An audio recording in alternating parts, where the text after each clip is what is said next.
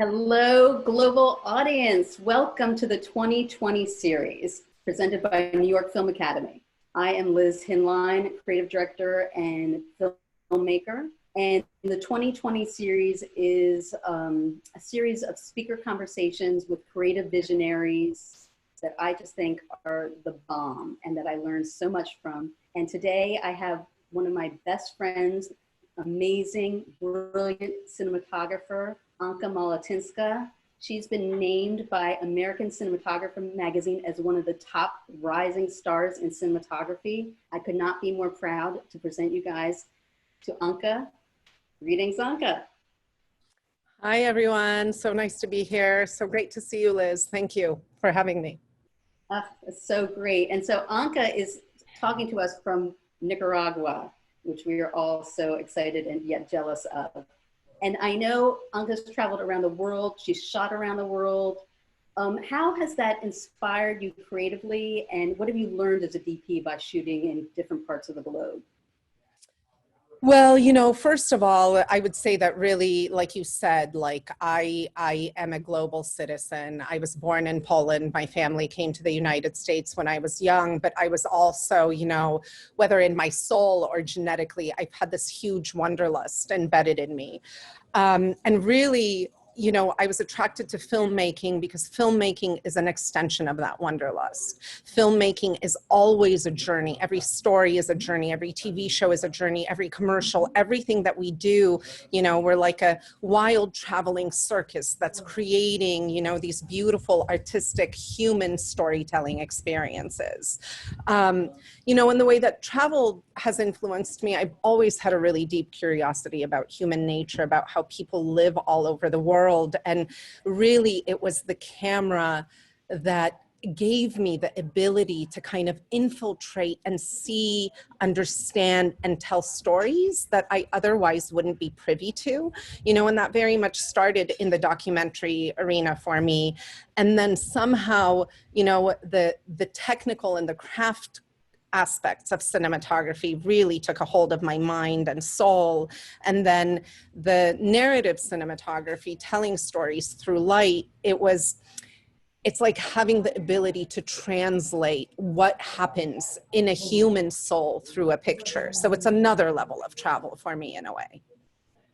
And you do that so beautifully. All your work is just so evocative and gorgeous. Do you find that when you are on set, do you rely, I mean, I see it as a three-pronged approach. It's creativity, craft, and collaboration. And I'd love to hear your thoughts on all three of them and how do you make them work for you, you know, when you're on set, any part of the world?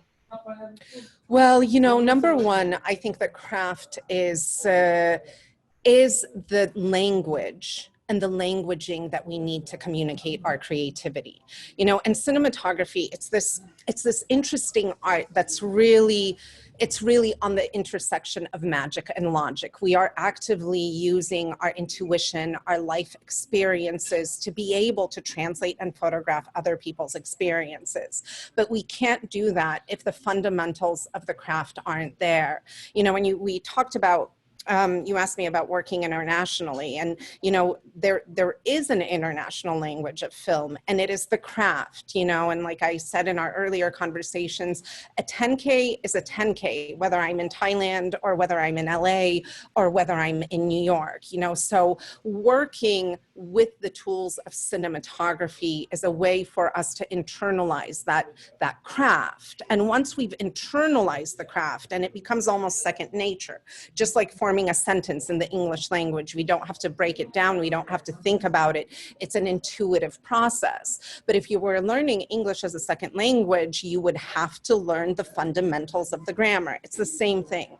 It's a visual language. It has fundamentals of grammar, and then the tools that we use for that language, you know, also have they exist in a logical space. They exist in a technical space. And we need to know what the tools are capable of in order to translate what's in our imagination. And especially as a cinematographer, that's our role.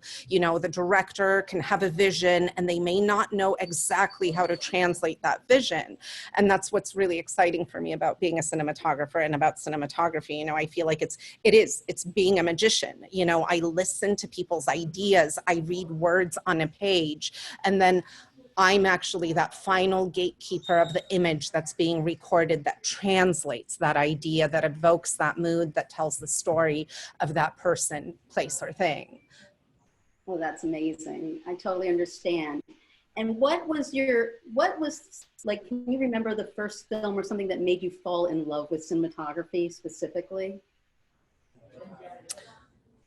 There's two films that really, at different points in time, really kind of set me on the road to being a filmmaker. And the first one is Out of Africa. And it's an older film. It's a beautiful film. And for me, Out of Africa was a journey to Africa, that I could have that experience of Africa, and then the experience of the love story in that movie, and the love story that really looked at love from two different angles, commitment versus freedom, allowing somebody to be fully themselves versus wanting to covet their love for yourself, all set against an epic landscape. My inspiration, again, it's travel, it's the world, it's human experience. Ever since I can remember, my first memory was, how do I get to see this entire planet? And Out of Africa took me on this journey. The second movie for me that, cinematography-wise was a huge influence is Slumdog Millionaire, which is a movie that came much later. I love that type of storytelling. I love storytelling that allows us to look at very difficult things, but also allows us to then exit the movie theater or the viewing experience and have some sort of hope for humanity. And I think the lighting, the camera angles, Anthony Mantle's work, and his embrace of new technology has always been really exciting to me. I am excited about the future of cinematography. I'm excited about the developments. I'm not looking back to a world and a time when things were better and different, because really the grass is always greener on the other side of the hill. But this time that we're in right now, the innovations in lighting, how quickly we're able to move, how we're able to use LED lights, it's mind-blowing. It's mind-blowing to me, the advances that have happened even in the past 5 years. But, and again, I'm going to go back to this idea of how important craft is and the basics of the craft, because really, somebody can say, but if the technology is changing all the time, how do you keep up with it? And really, once you know the basics really well, and the basics have been internalized, you can translate those basics to any other kind of technical space. And for me, for those of you who are young cinematographers out there listening, my fundamental text for understanding exposure is still Ansel Adams' The Negative, which is a book that's, probably close to 100 years old, comes from the beginning of photography. And it's really, so get it, read it, learn how to view the world through a black and white zone system inside your head.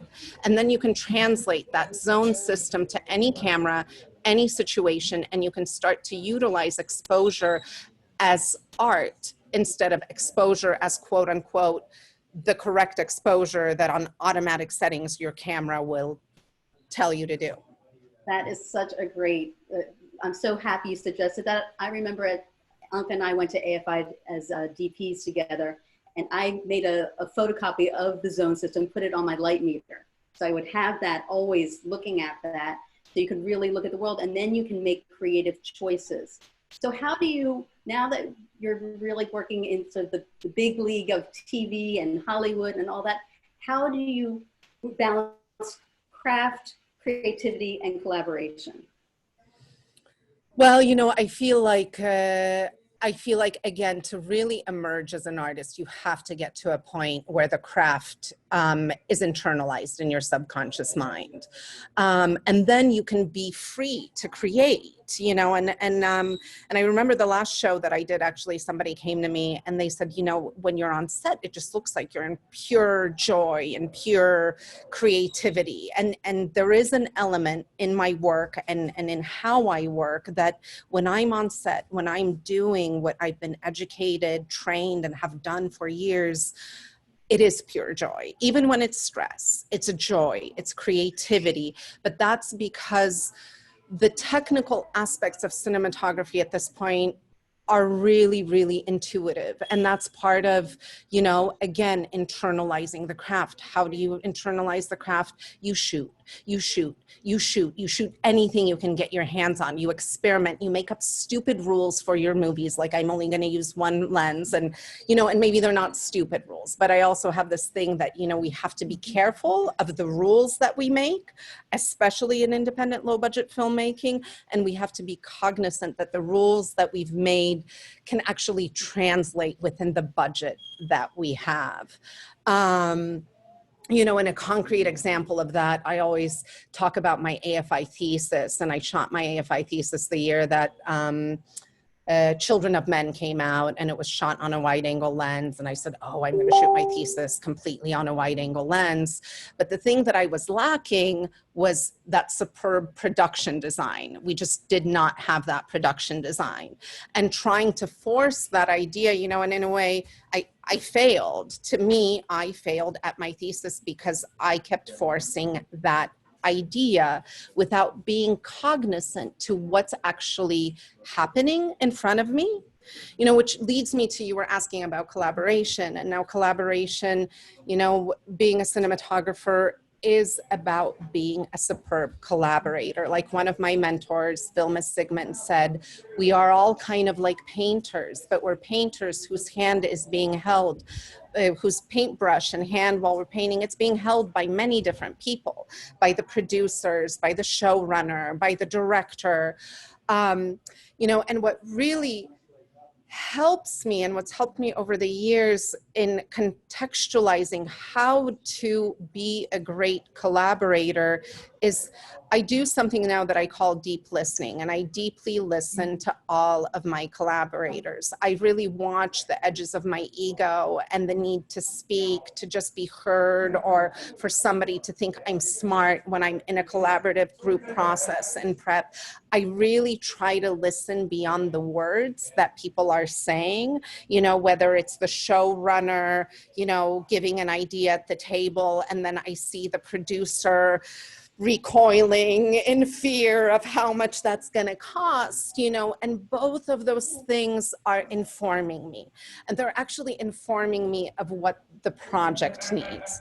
The other philosophy that I really bring into my shooting is this idea that any group vision, any group collaboration has a life of its own once it's been initiated. It's not about just how I want the movie to look or how I want the show to look.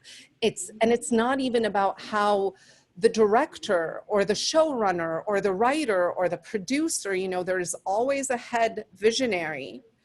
And I feel like their vision has to be listened to in the hierarchy of filmmaking.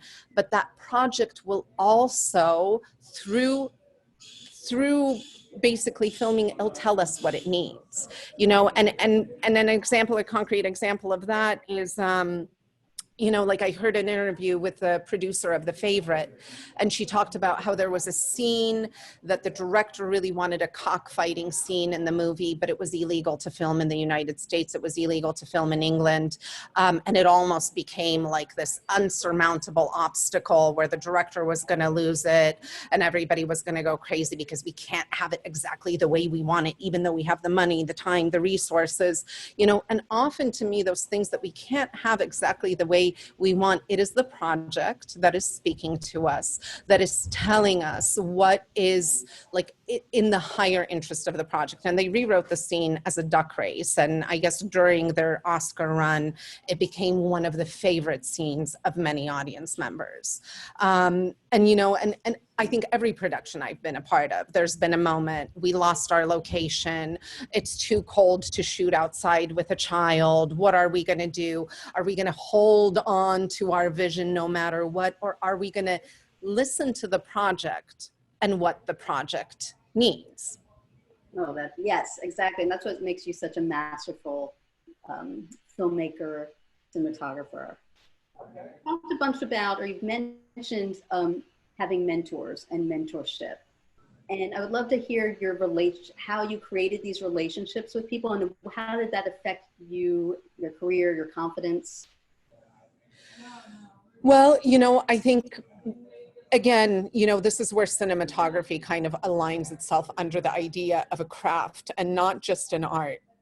And a craft you learn, from passed from master to student through apprenticeship. You need to be around the tools. You need to use the tools. You need to watch people who have more experience than you using the tools to, again, internalize the craft. My mentors are key to my career. And the way that I got my first mentorship was actually, for those of you out there listening in the United States, the Academy of Television Arts and Science internship program is incredible. You can apply for it before graduation. You can apply for it within a year of after graduating. And that was my entrance into Hollywood. I applied after graduating from NYU, and I got into the Academy of Television Arts and Science internship. And I was very lucky to be paired with James Chressanthis, who's an ASC cinematographer who was shooting television in Los Angeles at the time. And when I first got to LA, I drove cross country from New York City in my little white Dodge Neon, and I drove straight onto the Warner Brothers lot, where I became an apprentice to Jim Chressanthis. One of the first things that he had me do was he had me go around all the stages and record all of his lighting plots. And I was like, oh, this is a really important job. I'm going to be very meticulous about it. And, and I took all the layouts of the stages and took notes of everything, and I brought it to him, and he said, great, that's yours to keep. So now you know how to light a psych. Now you know how to light on a stage. Now you have these records. And it's funny because it's what I do with all of the students who come and apprentice or shadow with me. I'm like, you're going to do a really important job. You're going to take all my lighting notes for me. And then you're going to and then I have them actually translate the notes into a document. And then I'm like, great, now you know how to light, night exteriors. Now you know how to have the recipe for what it is that we did. So, mentorship is everything. And through Jim was mentored by Laszlo Kovacs and Vilma Sigmund, two seminary cinematographers that really changed the face of American cinema in the 1970s.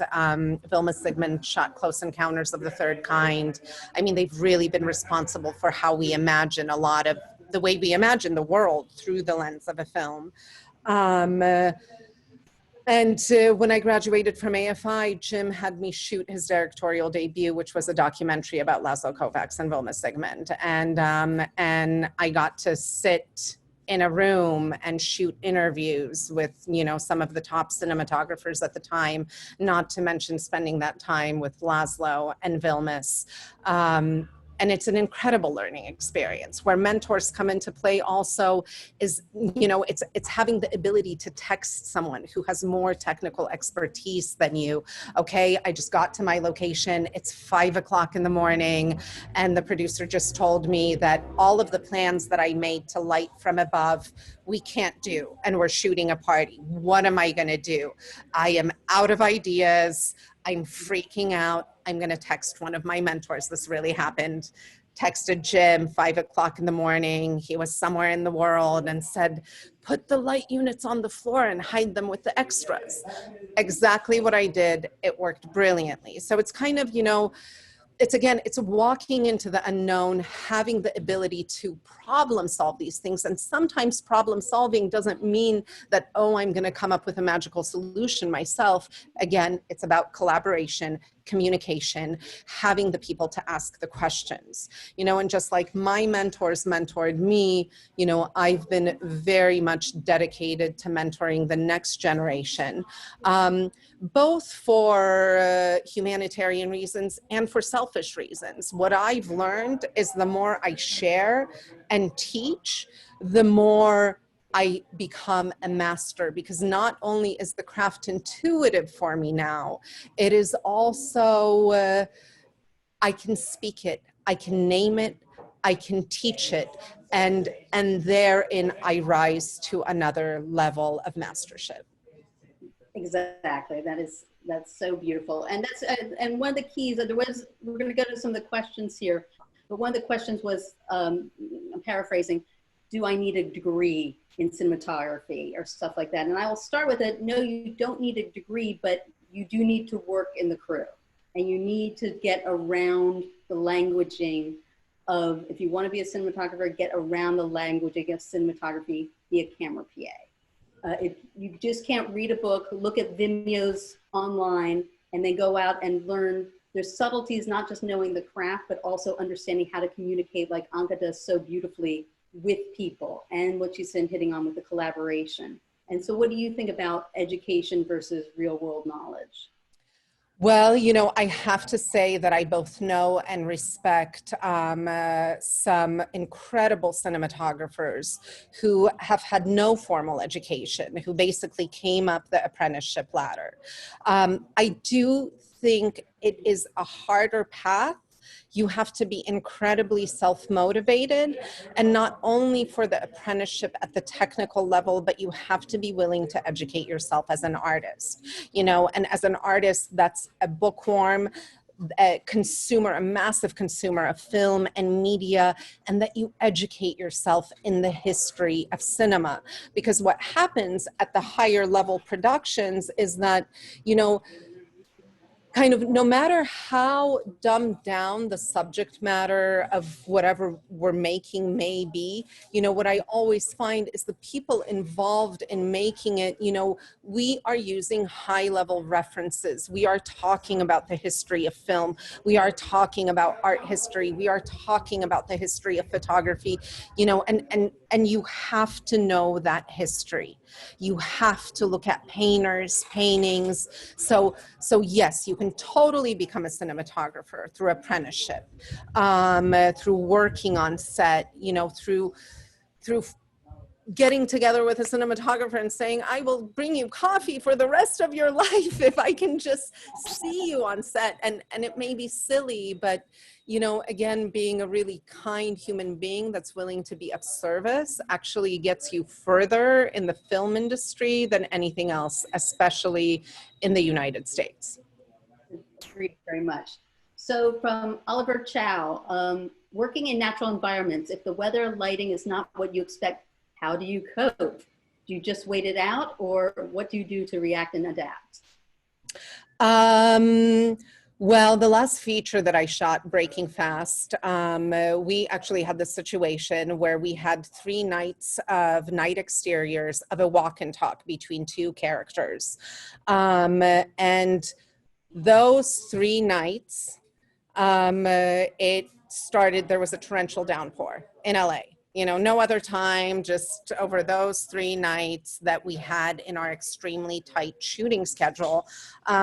We talked about, as a group with the producers, about what would it look like if we were to push, cancel, work around the rain with our schedule. We decided to actually keep pushing through and to embrace the rain. And actually there were places where the writer director had to write in picking up an umbrella at the store so that the continuity of the story would make sense. So again, we're thinking on our feet, the project is alive, it's telling us what it needs. The outcome is that we got a beautiful wet down from the rain, and the photography was much more spectacular because we had that rain. It was cold, it was uncomfortable, we moved much slower, but we leaned into the unknown of an uncontrollable situation, and we decided to adapt and walked forward. And I would say that 99% of the time, that's the best way to proceed.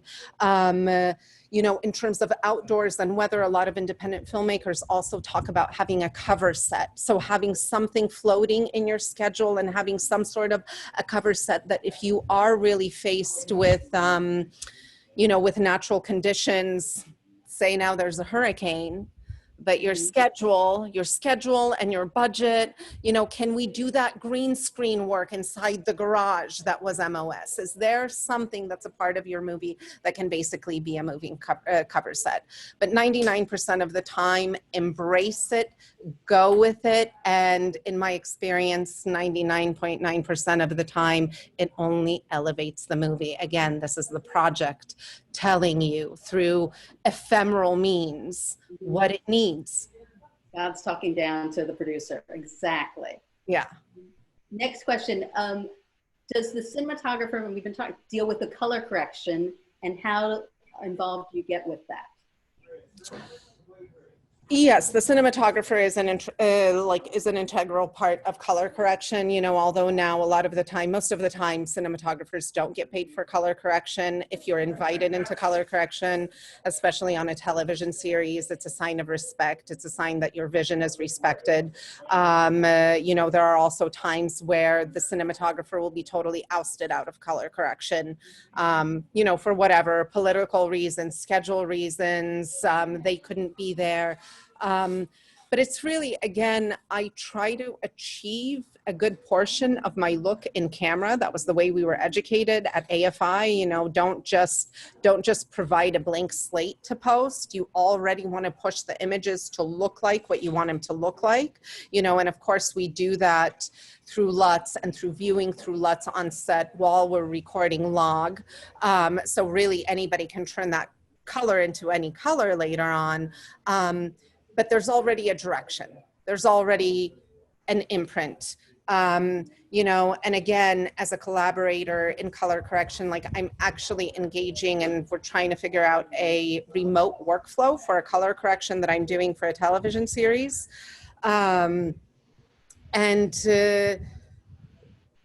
know, I feel like I've already gave a lot of information to the colorist because of the looks that we were lucky enough to set on set. We had a DIT with live color on set the whole time. And to me, it's really important to trust and empower my collaborators, whether it's the gaffer, whether it's the camera operator, or in this case, it's the colorist. And in this case, you know, with the world shut down, I can't fly back to New York and do this. And there's going to have to be an element of trust that me and this colorist, while I was in New York, we communicated enough, and that the baseline is there. And they're going to translate that. They're going to send it to me for a check. I'll give my input, but after I give my input, the network's going to give their input, the showrunner's going to give their input. So ultimately, I also feel like as a cinematographer, to be happy, to be successful, you have to let go at a certain level. You have to do your part the best that you can. But if you're not invited into that color correction process, okay, great. My imprint, my images are still there. I am moving on to the next project, and that's where I'm going to focus my creativity. Totally. Don't get your knickers in a bunch about small things like that. Yeah, and I would say also color correction is not the place to invent the look. You know, again, you want to invent that look on set. You want to record it on set. You want to have your lights balanced in order for that log to take on that look with as few digital artifacts, you know, with the blues not looking dirty or the yellows not looking dirty. But you want to have the conversations about what this is going to look like in pre-production. You want to make those commitments and those choices in pre-production. Color correction is not a place to find the look of your film. Totally. So we were talking about a little bit the indie film route into TV, and how you were talking about how that's a really successful way, a great training ground for how series are being shot now. Can you talk a little bit more about this, of the indie film to TV, what you've seen that's been successful for DPs, directors, etc.? Well, Okay, so number one, in indie films in general are a lot more hands-on. You know, sometimes you have to be your own gaffer, you have to be your own key grip. You have to handle the gear, you have to get tactile with the gear, and you have to think really economically and fast. You know, a lot of the times, you know, people talk about cinematography, that great cinematography is these massive lighting setups, but really great cinematography is about doing more with less. How little do I have to do? You know, my question is always, I don't want to impact the set with a ton of lights. Can I light really frugally, either with small instruments on the inside or big instruments on the outside, so I can give the stage to the actors. I can give the stage to that human performance. Because if the story and the performance isn't there, it doesn't matter how beautiful your images are, it's probably not going to be seen. So again, it's about supporting that story. So, you know, in independent film, you have to work fast. You have to learn how to do things without necessarily the gear that you may want, with limited gear. So then actually walking into bigger budget productions where suddenly, you know, there's an excellent gaffer, an excellent key grip, excellent camera operators. And as a DP, you know, you're directing this group of people, but they have their excellence. It's a lot easier in many ways. It's a lot easier if you know how to communicate. And then the other way that independent film prepares you, you know, and again, this goes back to knowing the craft. When you know your gear, when you know the craft, when you know where you want to place that light, you can't be run over by a senior gaffer or a senior key grip telling you, well, that doesn't make sense. And if you put it over there, and you know, you've done all the roles for yourself multiple times. You know what you can get away without doing. And I think, you know, television moves incredibly quickly. I think somewhere there's a world where you have enough time and money. And I remember talking to one of my mentors about it years ago. I said, oh, I can't wait to be where you are, where there's enough time and money to do that. He looked at me and he said, that doesn't exist, Anka. There's never enough time and there's never enough money. And you'll always be asked to do more in a way than what your production can handle. So again, working with limited budgets, working with limited equipment, allowing necessity to be the mother of invention, and allowing yourself to be an inventor prepares you to work quickly and nimbly, you know, even when you have a bigger crew, when you have more equipment, you know, then you can make decisions. Like producers on my last show came to me and said, how can we narrow down this equipment list? You know, and I sat down with the gaffer and we started cutting every other light. You know, what do I really need for the scene? Not what do I maybe need for the scene, or I maybe will want, or something just in case. And in that way, you know, you're able to deliver your vision, and then you're also able to satisfy the needs of the budget. Exactly, exactly. And going back to a conversation we had earlier in the week, Kyla asked, how do you plan for a shoot? And you had this great conversation about how you beautifully wallpaper your walls and your refrigerator and your coffee cup with images from the project you're going to make and while you're making the project. And I just love to hear more about that. Well, I feel like, you know, over the past several years, actually being cinematographer has made me into a master compiler of shots from movies and productions all over, you know, and now I have all these archives of still photos from different movies and visual inspirations. And actually, when I start a project, that's the first thing I do, is I start pulling images into a folder. Of what is this going to look like? What inspires us? You know, I'm talking to the director or I'm talking to the showrunner. What do we want this to look like? We identify our visual references, and the thing that I find really helpful is I not only accumulate those references digitally on my computer, I print them out, I plaster them in my office. If I have a prep office, I plaster them on the walls of my apartment, so that, you know, again, I'm really big on this idea of the craft, the process, the visuals seeping into our subconscious, and that way we can use our intuition on set to make very quick decisions. Because when I have a collage of what my episode, my movie, my show is going to look like on the wall when I wake up every morning, on another wall where I drink my coffee every morning, and then I go into my office and I'm looking at those similar images. It's almost, you know, it almost becomes natural that you start to replicate and incorporate ideas from those images into what you're doing. So I'm very much about plastering everything with what this show, movie, episode is going to look like, so that I can't avoid but to look at it all the time. I think that's so brilliant, and it's just to get, and it is, again, going back to mentorship and learning and art and looking, you know, it's a big thing to look at the outside world, look at art, look at things that aren't filmmaking, look at the weather, look at how the light goes across a tree, and so just keep that. So you build that, almost that internal reservoir that you have. Mm-hmm. A final question is, what is the most important thing in the relationship between a director and a cinematographer? And there are many important things, but. From the cinematographer's perspective, you have to respect your director.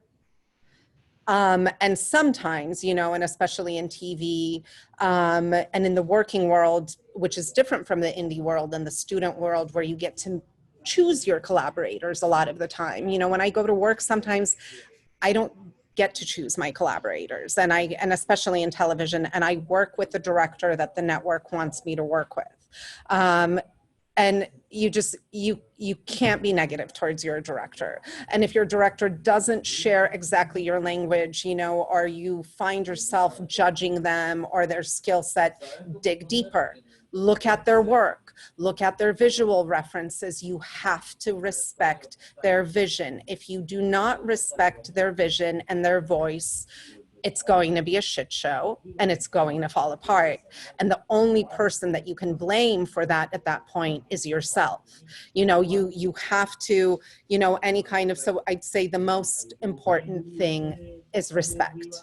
And if you don't have that respect, if you don't find that you respect the director that you've been teamed with right off the bat, find a way to find it. Understand why that person was put into that role, because they have always been put in that role for one reason or another. Find the reason, love them, love their work, hear their opinions, hear their vision, because again, filmmaking is a hierarchy, and under the pressures of time, it's efficient to work in a hierarchy where there is an overriding voice, you know, and in television it'll be the showrunner, then the director, and then me as the cinematographer, but I am really working for both of them. I am really there to help both of them translate and put the vision of the show on the screen. Mm-hmm. Yeah, I think that's so important. And my favorite is dig deeper. Dig deeper. There's always another, there's something you're going to find that you're going to love about them, and you're going to be in close quarters anyway, so get to love them. Exactly. And finally, is there words of advice for, and this doesn't have to be just for students, but for that want to be DPs, like the assistant camera people or the second electric, like them and students, what would you say to do? I think if you can, get a DSLR and either assume that you treat as a prime. You know, basically what I want to say is get to know your lenses, get to know the space of your lenses, which then comes down to shoot as many pictures as you can. What does the 50 millimeter portrait of your mother look like versus the 35 millimeter portrait of your mother? What is the emotional impact on you of that image, you know? So playing with lenses, shooting as much as possible. And actually, and if you don't have a DSLR, you turned me on to an incredible app that maybe you can follow up with, because I don't remember the name, that allows you to turn your iPhone into DSLR. But shoot pictures, shoot things that inspire you, get to know your lenses, you know, work with one focal length for a period of time, then move on to working with another focal length, look at light, observe light, and live your life fearlessly. Because in the end, you know, the intuitive end of cinematography is we can't photograph something that we don't understand at an emotional level. We can't photograph specific emotions or emotionality in a story if we can't draw upon our own internal experiences, you know, and that also comes with time, with growing up, with being a human who engages in the messiness of life. That's why she's so masterful, audience. Thank you all, and thank you, New York Film Academy, for giving all of us this wonderful opportunity to spend time with Anka Malatynska. And this has been so wonderful and beautiful. And next week, we have guest Stephen Kay and his wife, Parabo. So I don't know them that well, but they're brilliant husband, wife, director, actor team. And thank you all for your questions. Feel free to reach out to the New York Film Academy, liz.hinlein@nyfa.edu, and have a wonderful week. Thank you so much.